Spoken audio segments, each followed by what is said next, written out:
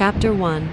The girl behind the lensed room fell into silence not from lack of applause, but from the kind of stunned reverence reserved only for moments that no one saw coming. A single name echoed across the velvet-draped hall of the most prestigious European Film Awards that night. Claire Marchand, a name once dismissed, ridiculed, treated like an afterthought in casting rooms, if even thought of at all. A name absent from headlines, from family trees, from every golden list that decided who got a chance and who never would. And yet now, the announcer's voice rang clear and undeniable. Best Actress in a Leading Role goes to Claire Marchand for her unforgettable performance as Jean in Blood Ties. Heads turned. Champagne flutes paused midair. Tuxedos shifted. In their seats, all eyes searched for the woman who had managed to rise not from scandal, not from scandalous romance, not from social media frenzy but from silence. Claire sat in the fourth row, clad in a sleek black off-shoulder gown that hugged her slight frame like armor. She didn't move, didn't blink. She simply lifted her chin slightly, letting the world see the calm behind her eyes. She didn't cry. She smiled. It wasn't the kind of smile you wear when you've been handed something. It was the smile of someone who took it back because it had been stolen from her long ago. If you've ever been cast aside, if you've ever been told you weren't enough, if someone else got the life you were meant to have, then perhaps, like Claire, you've been waiting not for justice, but for a stage of your own. If you feel that, subscribe to this channel now, because this story is just beginning and every chapter will echo somewhere deep inside you. Claire Marchand was born in silence, raised in shadows, and in those quiet spaces, she learned that truth doesn't always scream, it lingers, unspoken, in the corners people hope no one will examine. She never had a father at her birthday, never wore hand-me-down dresses from a big sister, never saw her family smile in a photo together. Her mother, once a celebrated ballet dancer, lived her final years teaching girls in a cramped apartment outside Lille. She moved with the grace of a ghost and spoke like someone who'd buried every part of herself that still hurt. Claire remembered one thing her mother often whispered while pinning up her faded bun before class: "Don't perform to be loved, my darling. Perform so they can never forget you." Claire never understood what that meant until the day she turned 17 and stepped onto a real film set as an anonymous extra. She stood on the edges, observing. She saw how the real acting wasn't on the soundstage. It happened between takes, behind the scenes, in the whispers and politics. That was the first time she saw Isabelle Lemaire, the star of the film. Regal, untouchable, worshipped, and Claire froze, not because of fame, but because she had seen Isabelle before in a photograph her mother had once hidden inside a worn suitcase, the kind of photo a woman only keeps if it once meant everything, or destroyed her. Claire didn't ask. She didn't need to. She knew. Her instincts screamed it. And for the first time in her life, Claire realized that half of her blood came from a man whose name she'd never been allowed to say. The same man whose legacy Isabelle carried so proudly. The same man who never came to Lille, who never called, who left two daughters, one to shine, the other to fade. But Claire didn't run to confront. She didn't beg to be acknowledged. She stayed in the shadows. She studied. She worked. She waited. Because when you have nothing in your hands, you don't ask for mercy. You build yourself into someone they can no longer ignore. Chapter 2.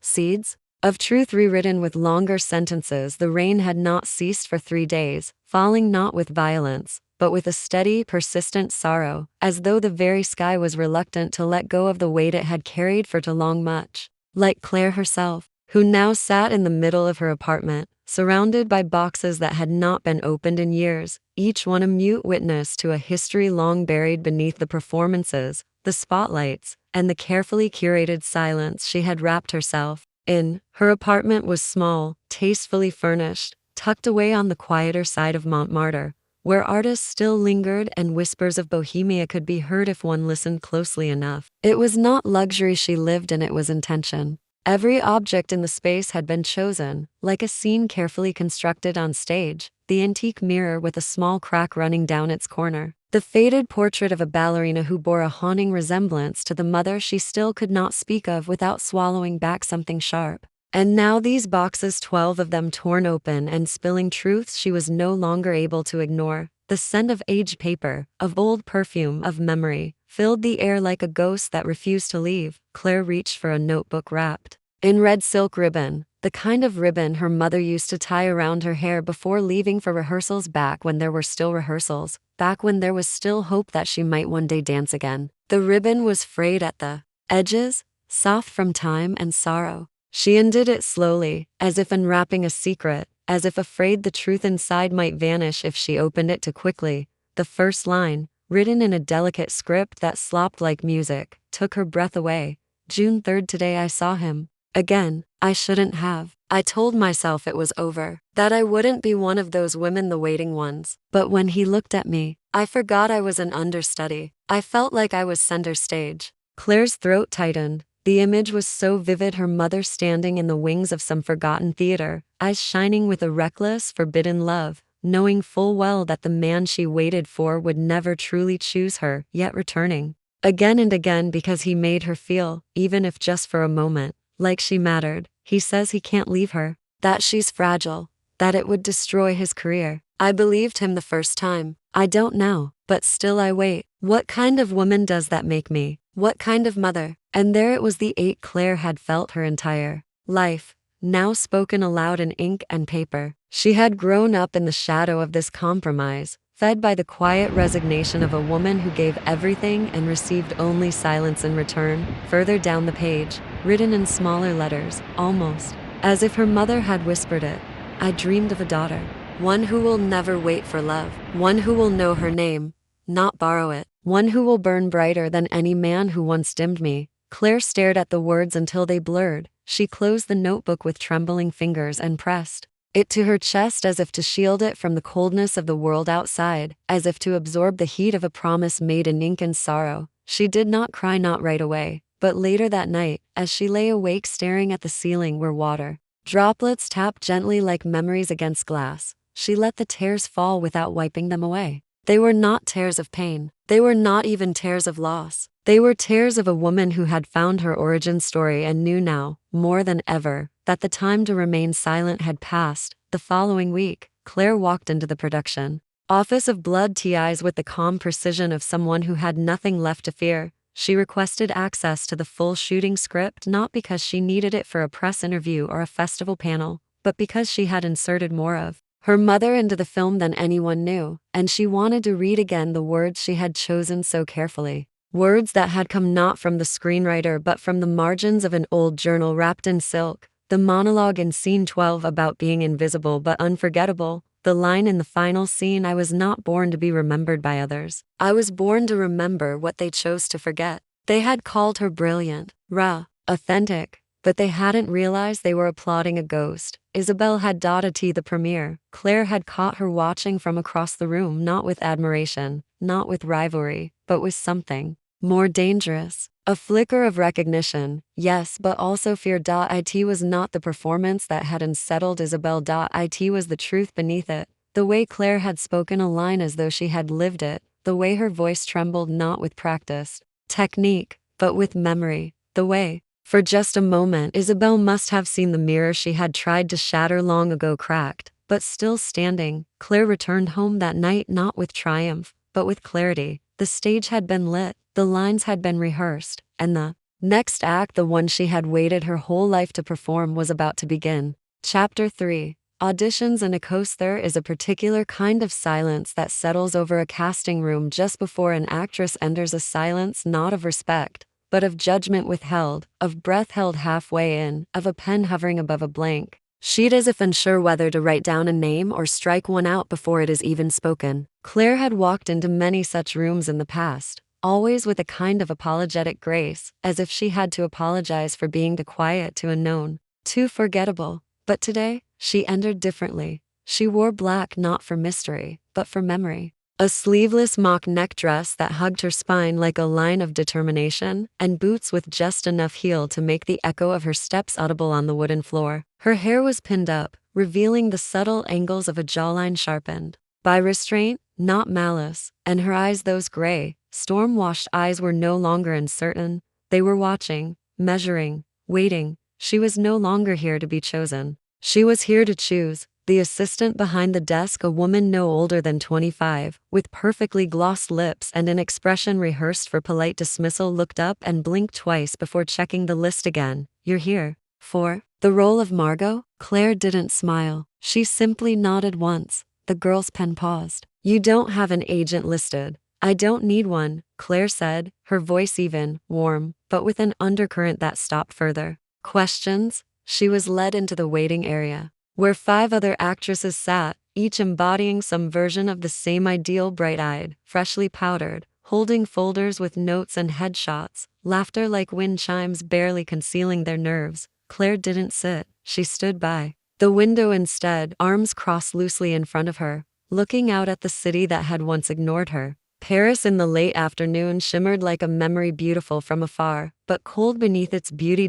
In her mind, she wasn't rehearsing lines, she was remembering a dinner party from 10 years ago, where Isabelle had been the guest of honor. Claire had watched the televised interview from the kitchen of the restaurant where she worked nights, watched her sister sip champagne and talk about legacy as if it were something one could inherit, like an estate or a surname. As if there weren't daughters outside the frame scrubbing dishes, biting their tongues, watching their reflections bend in metal sinks. The door opened. Claire Marchand? She turned. The audition room was small, sparsely furnished, and cold, in the way only professional spaces ever were, lit not with warmth, but with fluorescent scrutiny. 2 men sat behind a table scattered with scripts. One of them, the director, leaned back slightly in his chair, studying her with a look that suggested curiosity more than expectation. The other, the producer, looked bored, already flipping through her resume, or rather the lack thereof. Whenever you're ready, the director said. Claire walked to the center of the tape decks on the floor. She inhaled slowly, then began. The scene called for tears, for desperation, for a woman left behind by a lover who had promised eternity and delivered absence. But Claire didn't cry. She didn't beg. She didn't perform the pain in the way the others would, choking, gasping, fragile. She stood still. Her voice was quiet, but every word fell like a stone. You said you wanted me because I was different. But you never asked why I was. You never saw the storm behind the stillness. Did you? You only loved the calm until it turned into truth. And truth was never what you came for. When she finished, the room remained silent, not the silence of politeness, the silence of something unsettled. The director's pen dropped softly onto the table. Again, he said, but this time angrier. Claire tilted her head slightly, and for a second, just 1 second, there was the ghost of a smile on her lips. You think I waited for you? You think I wore this pain like a necklace, hoping one day you'd come back and call it beautiful? No, I wore it like armor, and now I wear you like a scar. This time, she walked out before they could say anything. Outside, the sky was turning gold. Claire didn't wait for feedback. She didn't check her phone. She knew, because it wasn't just a scene she had played. It was a warning, and if Isabelle was watching, and Claire was certain she would be, then she would hear it loud and clear. Even if no one else did, the echoes had begun, and they were coming for her. Chapter 4. The director's Gami watched her the way a sculptor watches a block of marble, without speaking, without blinking, as if the very act of silence could shape something truer than words ever could. His name was Marc Devienne, a name that had once belonged to a firebrand of French cinema, now drifting between art house acclaim and quiet irrelevance. His last 2 films nominated for everything and seen by no one. He was the kind of man who carried disappointment like a fragrance, subtle, lingering, and always just beneath the surface of charm. Claire met him again, not in the sterile audition room, but in a forgotten corner of a jazz bar in the 6th arrondissement, where the lighting was low and the air smelled of vinyl and broken promises. She didn't dress up. She didn't try to impress. She wore a loose gray coat over black trousers, her hair pulled into a messy bun that exposed the curve of her neck like the accidental elegance of someone who has stopped trying to be noticed and, because of that, cannot be ignored. Marc said little at first. He sipped his whiskey slowly, his fingers drumming against the side of the glass, and when he finally spoke, it was with the kind of gravity that suggests the words had been rehearsed many times in the solitude of a man too proud to admit that he still believed in discovery. You weren't acting, he said, eyes not leaving hers, and Claire, who had learned the language of power not from teachers but from absence of love, of attention, of justice, simply tilted her head and said, without blinking, maybe I never had the luxury to. It was not flattery he sought, nor vulnerability, but truth, the raw, unfiltered kind that rarely survives in an industry built on illusion. He told her that the role she had auditioned for, Margot, was already hers, though she must not speak of it yet. But there was something more, he said, something he was writing in the margins of sleepless nights and ash-filled ashtrays, something that required not an actress, but a woman who had walked through fire and chosen not to scream. Claire listened, not because she was flattered, but because she recognized the look in his eyes, the look of someone trying to resurrect himself through someone else's pain. They were, in some strange and brutal way, mirrors, and mirrors, as she had learned, were rarely kind. It was days later, when the announcement of her casting slipped quietly into the trades, buried beneath headlines of bigger names and louder scandals, that Isabelle Lemaire's silence grew heavy. She did not call her agent. She did not rage. She simply stared at the name Claire Marchand in the role of Margot, a role she had once turned down because it was too gray, too broken, too small, and now, with every passing hour, was becoming the centerpiece of a film whispered to be Marc Devienne's return to greatness. She remembered Claire's face from the awards ceremony. Not the makeup, not the dress, but the stillness. The unbearable stillness of someone who no longer needed to be recognized to be real. Isabelle poured herself a glass of wine. The first sip tasted like irony,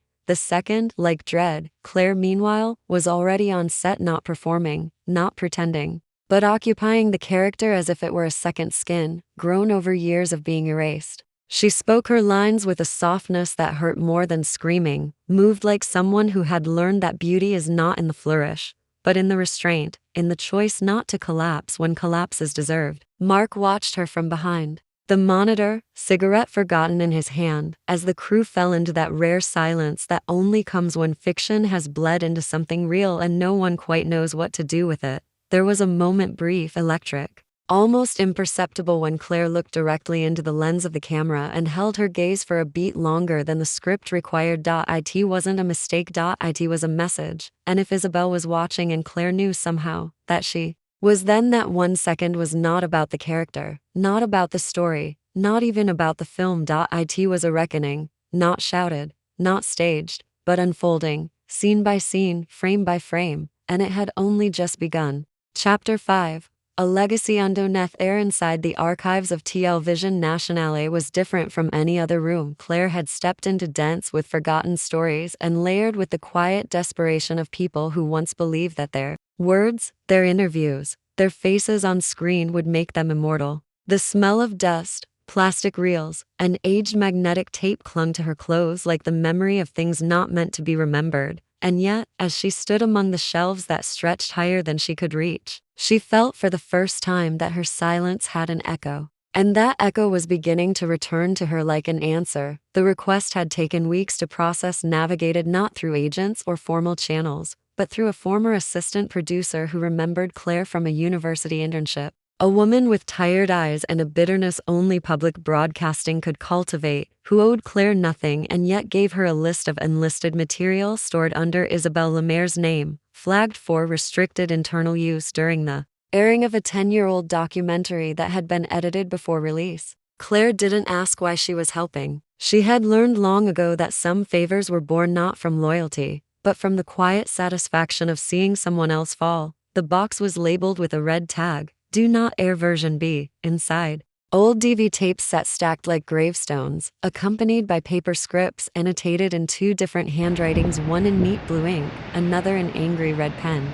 Claire pulled on the old headphones and inserted the tape into a battered viewing machine. The screen flickered. A woman's voice filled the headphones, smooth, cultivated, precise. Isabelle Dottie first. It was nothing more than what the world had always known, a successful actress reflecting on her process, her family, her sacrifices. She spoke of her father, the great director Ren Lemaire, with reverence and vague sadness, and of her mother, woman of delicate nerves with carefully chosen distance. There was no mention of any other siblings, no hint of scandal, just the polished monologue of a woman who had mastered the art of appearing vulnerable without ever becoming so. But then, halfway through the tape, something shifted. It was subtle, a slip, a pause too long, a narrowing of her eyes, and then the line came, buried beneath a laugh too sharp to be casual. There were rumors, of course, that my father had another child, but that sort of thing happens all the time in our world,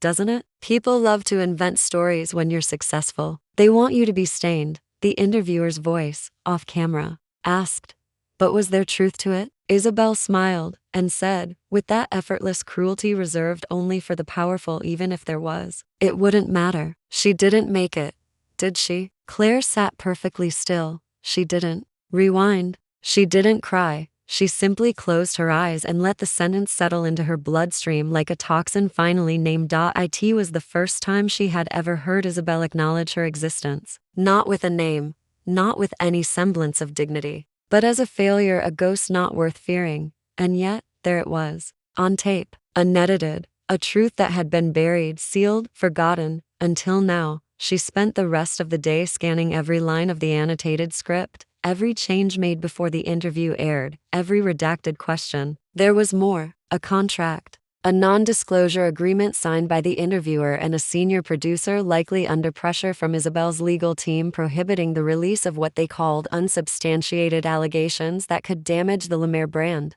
Claire photographed every page, not for revenge, not yet, but for record, for power, for the slow, deliberate dismantling of a legacy built on erasure. That night, she sat alone in her apartment, the city outside her window bathed in gold and violet. And she listened to the audio over and over, not because she needed to hear it again, but because she wanted to hear how her name had almost been spoken, how close it had come to being real. Each time the interviewer asked a question, Claire imagined what might have happened if just one person in that studio had said, "Let's keep it in." Just one. But no one had. And now it was her turn. She forwarded the files to no one. She told no one what she had found, because this was not the climax. This was only the moment when the heroine learns that the villain is not a monster, but a mirror, one warped by fear, by fame, by the terrible loneliness of someone who believed that to be adored meant to never be challenged. Claire did not need the world to turn on Isabel. She needed Isabel to turn on herself, and for that, she would wait, just a little longer. Chapter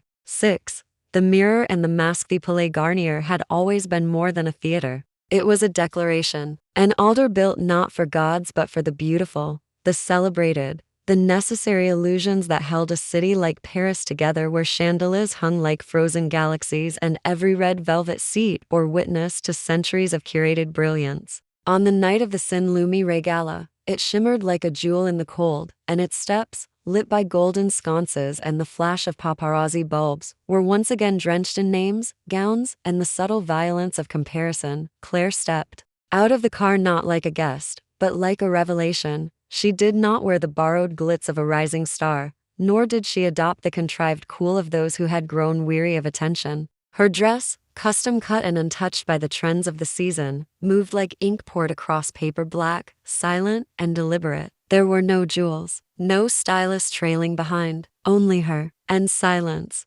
But it was the kind of silence that pulled cameras to her, not out of recognition, not yet, but out of confusion. She was someone, that much was certain, but no one quite knew why they couldn't look away. The journalists whispered, flipping through their notes, searching for her name as if afraid they might have missed something. And in that hesitation, Claire walked past them, not with disdain, but with the gracious indifference of someone who had nothing to prove, and thus had already won. Inside, the hall pulsed with polite conversation, glasses clinking like nervous laughter, the scent of perfume masking the tension that always lived where reputations brushed shoulders. Isabel was already there. She stood near the balcony rail, surrounded by a constellation of admirers and flatterers, her gown the exact shade of rose that had made her unforgettable to decades ago, a calculated nod to memory, to permanence, and yet, for the first time, when people approached her, they did not look only at her, they looked around her, they looked for someone, and that someone was Claire. The moment their eyes met across the room was not theatrical. It was not charged with hatred or melodrama. It was colder than that, more real, like two reflections finally aligned on a cracked mirror, one bearing the cracks, the other pretending not to see them. Isabel smiled, but it didn't reach her eyes, because something in her had shifted, not just the instinct that warned of danger, but the deeper, more painful recognition that the threat standing across the room did not need to scream, nor even speak. She only needed to exist. Claire had become, in the span of months, the kind of woman whose silence filled space, whose name echoed even in absence, whose face made people ask questions without knowing what they were asking, and that, to someone Like Isabel, who had spent a lifetime perfecting the art of performance, was more terrifying than any scandal, because performance, after all, required control, and Claire, this quiet storm in a black dress, was beyond control. Later that night, while champagne flowed and conversations rippled across the marble halls like murmured incantations, Claire stood by the long mirror in the corridor of the grand foyer. She didn't look at herself. She looked at the mask above her, an ornate, Venetian thing mounted in a gilded frame, used once in an opera where a king was betrayed by the only woman who ever truly knew his face. The eyes of the mask were hollow, but watching. And in that moment, Claire understood something she hadn't put into words before. Isabel had never feared her existence. She had feared being seen through, because beneath all the awards, the editorials, the symphonies of praise, there had always been a lie, a secret, a half-buried name in an unsigned birth certificate, a girl sent away, a woman erased, and now she was back, not to reclaim the throne, but to burn the need for one. Claire turned away from the mirror. Behind her, Isabel's laugh rang out from the ballroom, just a little too high, a little too early, the way people laugh when they are no longer sure they're the only ones in on the joke. And for the first time in her life, Claire didn't feel small. She didn't feel righteous. She didn't feel victorious. She simply felt inevitable. Chapter 7. Her name in the paper set began not with a headline, but with a question, a whisper on the last page of a minor publication, tucked between a restaurant review and an obituary for a playwright no one had realized was still alive. A single sentence, unbolded, half curious. Who is Claire Marchand, and why can't we look away? No accusations, no theories, just the beginning of an unraveling. By the end of that week, 3 more articles followed, this time in brighter ink, their titles less polite, more urgent. The rise of a quiet storm. Is she acting or confessing? A new face or an old name rewritten? The words were everywhere now, swelling like a tide that no longer asked permission to rise. In cafes, in salons, in backstage gossip and boardroom chatter, her name passed from mouth to mouth like a cigarette. Lit in the dark, shared, tasted, passed on. Claire Marchand, once invisible, now inevitable. The press, ravenous and thrilled by the scent of something real, began circling with questions she never answered. Photographers camped outside her building, hoping to catch her walking without makeup, without armor, without mystery. Bloggers dissected her diction, her gaze, the curve of her smile, searching for clues they didn't know how to name. And though Claire gave them no answers, they kept watching, because some silences are louder than screams. Mark Devian called her one morning, his voice wrapped in smoke and caution. You're becoming a story they want to write before you've finished living it. Claire had simply replied, then let them chase my ghost. I'm still breathing. He said nothing more, because he knew, perhaps better than anyone, that Claire had already crossed into that rare, dangerous space reserved for women who do not ask to be seen but are impossible to ignore. The interview was scheduled 2 weeks later, prime time, national television, a program known more for its elegant provocations than its politeness. The host, Camille Desrochers, was a woman with sharp eyes and a reputation for making even seasoned politicians sweat behind their carefully rehearsed charm. No one expected Claire to accept the invitation, but she did. She arrived 5 minutes early, wearing a dove gray suit with no embellishments, her hair pinned back in a loose chignon that revealed every line of her jaw, every pause in her gaze. She wore no necklace, no earrings, no foundation. The only shimmer on her skin was the natural sheen of someone who no longer needed to be polished to be powerful. The studio lights hummed above them, bright but not kind. Camille leaned forward, fingers laced, her opening line delivered with the practiced softness of someone who knew how to pierce without drawing blood. Claire, you've been called many things these past weeks: enigmatic, poetic, dangerous. Who are you really? Claire did not smile. She waited, and then, in a voice as calm as snowfall, she said, I am the memory that wouldn't die, the story that refused to be rewritten, the name that was never spoken, but never quite forgotten. A pause. The room shifted. Somewhere, in a control booth behind glass, a producer leaned closer to the monitor. In living rooms across France, people stopped folding laundry, stopped scrolling, stopped speaking. Because this was not an actress giving an interview. This was a reckoning in silk and shadow. Camille, always composed, nodded slightly. That sounds like the beginning of a confession. Claire's eyes gleamed not with tears, but with history. Confession belongs to the guilty. I offer only remembrance. There was a woman who danced until her bones broke. There was a man who made promises in the dark. And there was a child who learned early that silence could be louder than love. Camille leaned in. Were those people real? Claire's answer came like a sigh across the embers of a fire still smoldering, real enough to be buried, but not forgotten. She did not name them. She did not need to, because the truth, when spoken in riddles, becomes irresistible. The internet exploded. Within hours, clips of the interview had gone viral, hashtags bearing her name multiplied like shadows at sunset, and think pieces began to bloom. The lost lineage of Lemaire, ghosts in the spotlight. Who is the ballerina's daughter? Someone unearthed a photo grainy, decades old, of a young dancer standing beside Reine Lemaire. Beside her, a child, blurred by movement. Speculations became connections. Connections became belief, and belief untethered from fact became legacy. Isabelle Lemaire, that evening, turned off her phone. She poured herself a glass of wine she could no longer taste and sat in the garden of her Montmartre estate, listening to the wind move through the ivy like a whisper she couldn't shut out. For the first time in her life, someone else was telling the story, and worse people were listening. Chapter 8.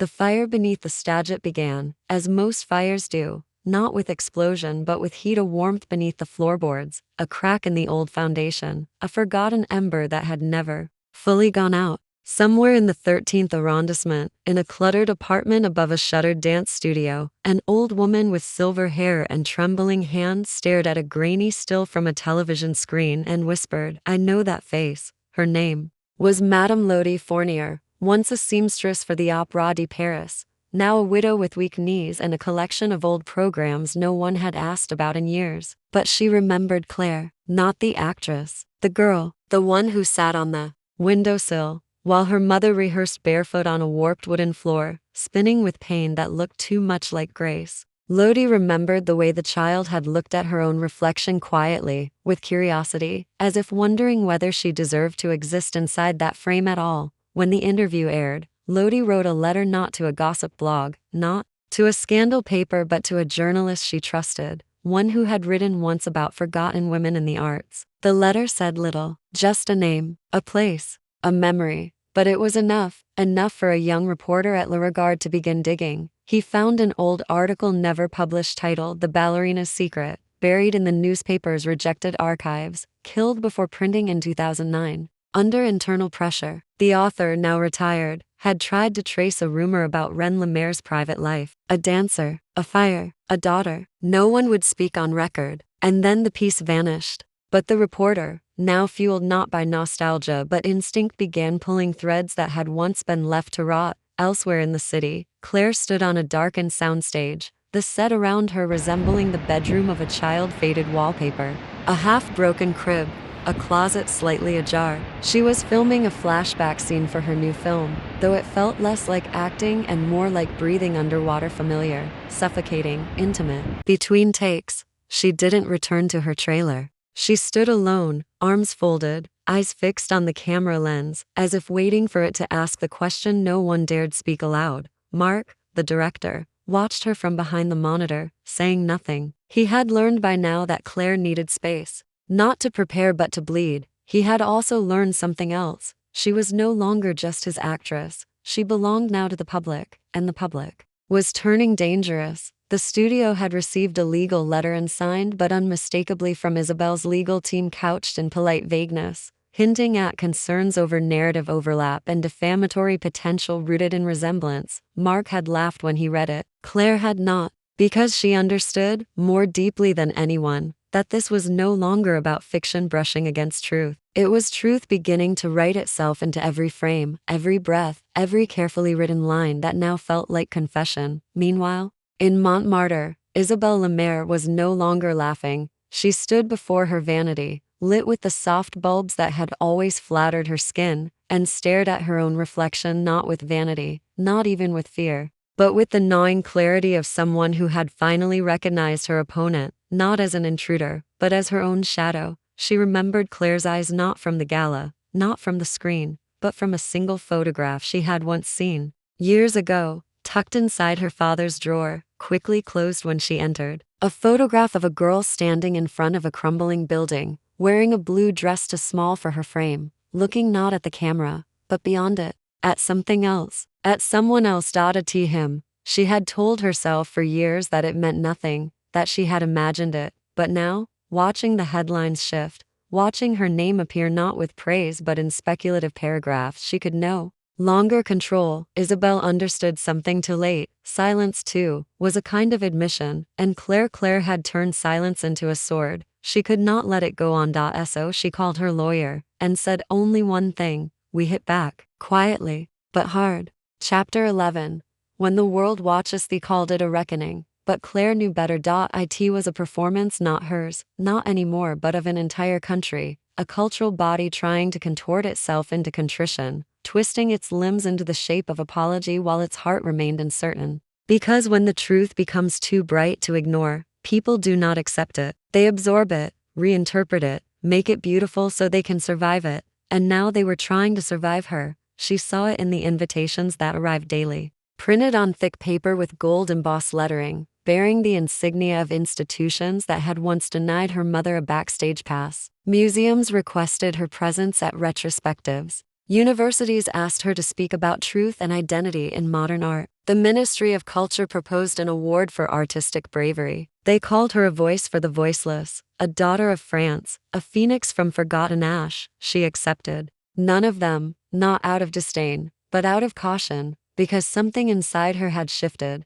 She had not told her story to be celebrated. She had told it so it would no longer have to be hidden. And yet now, her face appeared on magazine covers. Not just in France but abroad. Time, Le Figaro, Der Spiegel. She was quoted, dissected, adored. Her words, lifted from the documentary, had become slogans on protest signs. Memory is not weakness. We are the children not named. The erasure ends with us. And still, Claire remained still, because she understood perhaps more clearly than those who now held her up as a symbol that fame born from pain is not power. It is a test, a double-edged light. A spotlight that blinds as much as it reveals. Mark watched it all unfold with quiet reverence and growing unease. They were still in post-production for the final scenes of the film. But now, studio executives had begun to push. They wanted more. Emotion, a rewrite, a new ending, more hopeful, more palatable. They wanted Claire the triumphant, not Claire the haunted. And Mark, who had once thought himself her guide, her discoverer, now realized he had merely been a witness and perhaps, in time, would be discarded like every other man who had once believed he held the pen when in truth he was only ink. He told her this, on a quiet walk near the Seine, as the sky bled into violet, and the street musicians played something soft and aching that made pedestrians linger with half-smiles and forgotten thoughts. You don't owe this story to anyone anymore, he said. Claire looked at him, her hands buried in the pockets of a navy coat too thin for the wind, her eyes more tired than angry now. I never owed it to anyone, she replied. But I carried it, because no one else would. Meanwhile, behind closed doors, the old world was breaking. A prominent film academy resigned its director after leaked emails revealed attempts to suppress nominations for The Child Not Named. Several journalists who had once discredited Odette Marchand's career were forced to issue public apologies. A former producer stepped down after it was discovered he'd blacklisted Claire from auditions in her early 20s, his name now synonymous with the invisible hand of cultural gatekeeping. And in the midst of all this noise, all this theatrical penitence, Claire sat in her apartment, drinking tea that had gone cold, staring at the blank page of a letter she would never send. It was addressed to her father, and it said only this: you taught me that silence protects names, but I chose to destroy one so I could keep mine. She folded it gently, burned it, as she had done before, and watched the ash fall like snow across the table. That evening, she received a call from a girl, young, shy, a first-year drama student. In Lyon, she had watched the film twice, then found Claire's number through someone who knew someone. Her voice shook, but not from fear, from something closer to permission. I didn't know we were allowed to say it, she whispered. That we were allowed to exist without apology. Claire did not speak for a moment, then said quietly, you always were. They just convinced you otherwise. Outside, the city went on, lights bloomed, lives curled into comfort, but somewhere, behind a screen, in a classroom, on a stage not yet built, another girl was watching, and she would not be erased. Chapter 12. No curtain call. Theater was empty. Not abandoned, not crumbling, simply empty, the way cathedrals are at dusk, when the last candle has burned low and the echo of devotion still lingers in the air like a question no one dares answer. Claire stood in the center of the stage at Trois du Lys, a place she had once been denied even as an usher, her name absent from call sheets, her face unfamiliar to casting assistants who never looked up. Now, she stood alone beneath the house lights, not for rehearsal, not for glory, but because she needed to feel the weight of that silence once more, now that she no longer mistook it for exile. The seats stared back at her like ghosts, upholstered in velvet red, untouched by time. Dust hung like memory. And she inhaled deeply, not to calm herself, but to claim the air she had once been told was not hers to breathe. There would be no speech tonight, no premiere, no lights cued to swell at her entrance. This moment was not for the world. It was for her. It was for Odette. It was for every girl who had ever been turned away at the threshold of a life that should have belonged to her. She sat in the front row, the same row where her mother had once sat. Before the injury, before the silence, before Claire was even born. Claire unfolded a small photograph, the only one that survived the fire, the only one where Odette smiled without performance, and placed it on the empty seat beside her. Then she whispered, not to the theater, but to time, "We made it back." She didn't cry. She didn't have to, because this was not a return for vengeance. This was a return for completion, a circle, quietly closed. Not with a triumph, but with presence. Outside, life stirred. Taxis hummed along Rue des Martyrs, waiters shouted in doorways, and somewhere, a young actress was reading a script Claire had once been too poor to print. Somewhere, Isabelle Lemaire sat in a villa surrounded by awards that now meant less than they once had. She had not spoken since her last interview, not publicly, not even privately. Her silence now was not strategic. It was surrender.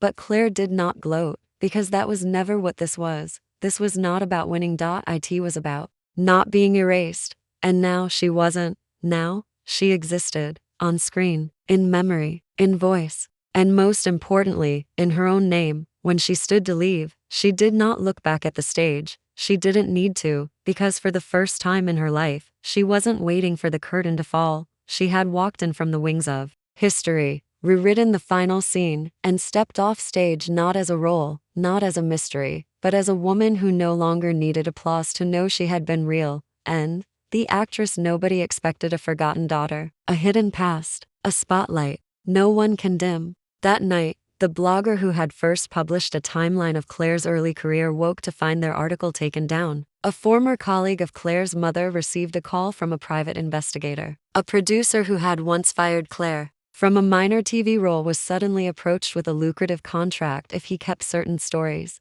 buried. But the fire was already beneath the stage. The wood had dried, the oxygen had gathered, and Claire? She was no longer just telling a story. She had become one. Chapter 9. The stage collapse that happened on a Thursday, the kind of gray afternoon. Paris is famous for where the sky seems to hesitate between storm and stillness, and the Seine flows with the tired rhythm of a city trying to forget what it knows too well. The clip surfaced first on a niche forum for archival footage collectors, uploaded without commentary, without warning, just a title, Ren Lemaire Lost Interview, 1993. No watermark, no introduction, just a timestamp, and then the image, a man in a beige suit, older than the legends remembered, seated in a low-lit studio, speaking slowly, like someone carrying more memory than voice. The quality was poor. The sound was warped at the edges, but the words were unmistakable. "I made mistakes," he said, his eyes fixed not on the camera, but on something just beside it. Not in cinema, in life. There was a girl. I should have been brave enough to name her. The interviewer shifted, surprised. "A daughter?" He nodded, and for a second, just 1 second, his voice cracked. She looked like her mother. God, she danced like her. But I buried it, for the sake of legacy, for the quiet, for Isabelle. There was silence. Then the tape cut. 10 seconds. That was all it took. 10 seconds to break open 30 years of silence. 10 seconds to rewrite every biography, every tribute, every interview that had ever omitted her name. Within an hour, the clip had been downloaded thousands of times. Within 2, every media outlet from Le Monde to The Guardian was running stories illegitimate. Heiress or forgotten truth. Ren Lemaire's hidden child, the actress nobody expected. Claire Marchand, blood, art, and silence. There was no confirmation, no denial, but the fire had jumped from the stage into the crowd, and no one could look away. Claire didn't speak, not to the press, not online, not even to Mark, who found her that evening alone on the rooftop of the soundstage, her arms wrapped in a wool coat, her eyes fixed on the horizon as if trying to read what came next before it arrived. The sky was a pale bruise, the city below, lit like a stage after the final act. And Claire, though silent, was vibrating with something deeper than rage. It was resolve. She had not released the tape, but someone had, and now, she didn't need to explain herself anymore. The world had begun doing it for her. People were choosing sides. Some clung to Isabel's legend, claiming fabrication, manipulation, a cruel invasion of the past. Others, more numerous, more vocal, rallied behind Claire, calling her the symbol of a silenced generation, the embodiment of every story buried to preserve the comfort of the powerful. Isabel, for her part, did not scream. She did not issue a statement. She did not call her lawyer. She did something far more dangerous. She called the newsroom of Face, the country's most watched evening program, and agreed without preconditions to a live interview. No makeup team, no pre-approved questions, just her, a chair, and a camera. It was an act of control, of defiance, of desperation. The nation watched. Her entrance was quiet, measured. The same woman they had admired for decades, impeccably dressed, poised, timeless. But something in her eyes had changed. The calm had hardened into calculation. The warmth had frozen into something colder than fear and need to survive. The host began gently, talk of her career, her father, her influence. Then inevitably, Claire, Isabel paused, and smiled, a smile that did not belong to family, nor to guilt, but to the woman who had always known how to bend the world toward silence. I understand the fascination, she said. She's talented, she's mysterious. But let's be clear, many people claim to be someone they're not, especially when the story suits them. The audience shifted. The host leaned in. But the clip, your father, my father, Isabel interrupted, her voice steel wrapped in satin, was a man of great imagination. Not everything he said in the final years of his life was coherent. A pause, long, calculating, devastating. And some people, she added, her voice lower now, build entire lives around a sentence never meant to be heard. And just like that, she denied her. Without denying her, she planted the seed of doubt, wrapped in grace, soaked in legacy. But what Isabel did not know, what no one knew, was that Claire had already prepared for this moment. And that same night, as the interview replayed on every screen, as commentators dissected every eyebrow twitch, every breath, Claire opened her mother's journal and placed it beside the tape recorder. She pressed play and began to read aloud, word for word, for the documentary she was now producing herself, a documentary titled simply, The Child Not Named. Chapter 10. The Child Not Named. It began not on television, not in the papers, but in darkness, a black screen, no logo, no opening credits, just silence, and then her voice, not Claire's, but the other, soft, low, French tinged with sorrow.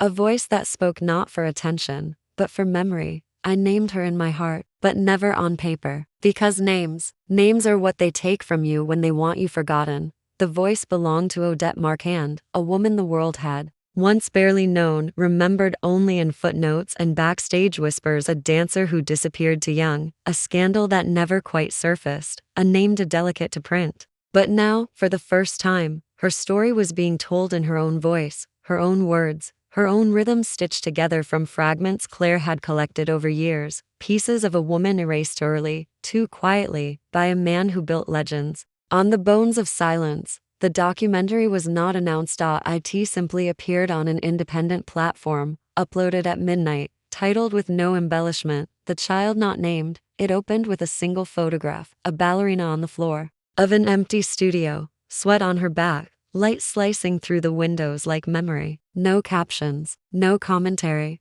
just her, mid-breath, mid-movement, alive in a way the world had chosen not to remember. Then the voice returned. He loved me most when I was silent, but even silence bruises in time. And when Claire was born, I knew I could never give her his name, so I gave her mine. I thought it would be enough. I was wrong. The footage that followed was sparse, raw, almost painfully restrained. Images of notebooks with worn corners, Letters never sent, a music box missing its ballerina. Snippets of Claire's childhood, her hands reaching for a berry to high, her eyes watching other children get picked, chosen, called by names that carried weight. Then the interview. Claire, seated in a bare room, no makeup, no lighting tricks, looking directly into the lens, her voice steady, unblinking.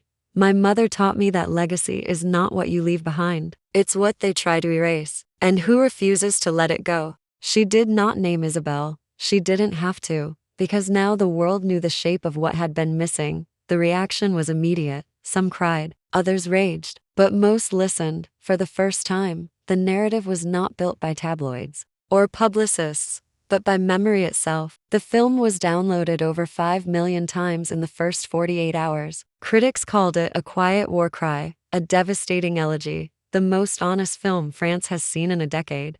And through it all, Claire remained still. She gave no interviews. She accepted no awards. She simply walked through the city like someone who had finally stepped out of her own shadow. But not everyone remained silent. Isabel, 3 days later, released a statement, polished, controlled, masterfully ambiguous. I respect every woman's right to tell her story. But memory is not fact, and pain is not proof. It was a clever line, but the world had changed, and cleverness, for once, was not enough. On the 4th day, Claire received a letter.no signature.no return address. Just one sentence. You were never not mine. I just didn't know how to hold you. She read it once, then burned it, because forgiveness was not the point, survival was, and survival, she now understood, was not silence.it, was voice.it, was presence.it, was walking into every room like you belong there because you do.